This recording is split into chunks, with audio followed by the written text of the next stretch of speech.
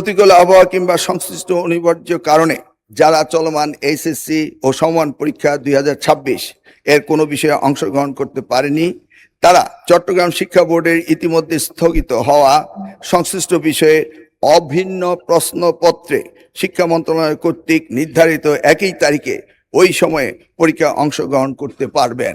চলমান এসএসসি ও সমমান পরীক্ষা 2026-এ সারা দেশে 2697টি পরীক্ষা কেন্দ্র রয়েছে। 12,70,583 জন পরীক্ষার্থী অংশগ্রহণ করেছেন।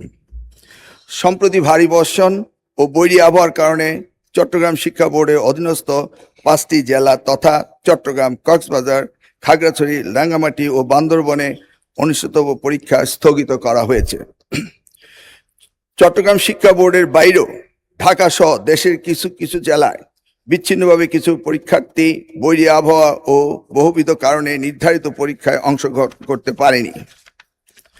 মাননীয় স্পিকার, প্রতিকূল আবহাওয়া কিংবা সংশ্লিষ্ট অনিবার্য কারণে যারা চলমান এইচএসসি ও সমমান পরীক্ষা 2026 এর কোনো বিষয়ে অংশগ্রহণ করতে পারেনি, তারা চট্টগ্রাম শিক্ষা বোর্ডের ইতিমধ্যে স্থগিত হওয়া সংশ্লিষ্ট বিষয়ে অভিন্ন প্রশ্নপত্রে শিক্ষা মন্ত্রণালয় কর্তৃক নির্ধারিত একই তারিখে ওই সময়ে পরীক্ষা অংশগ্রহণ করতে পারবেন।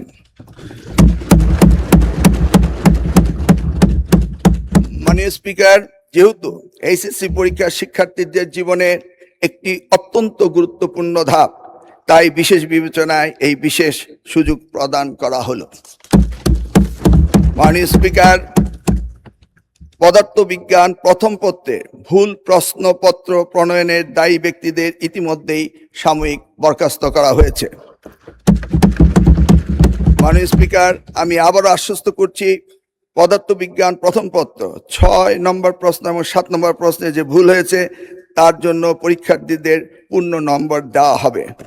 মাননীয় স্পিকার, আপনাকে অশেষ ধন্যবাদ।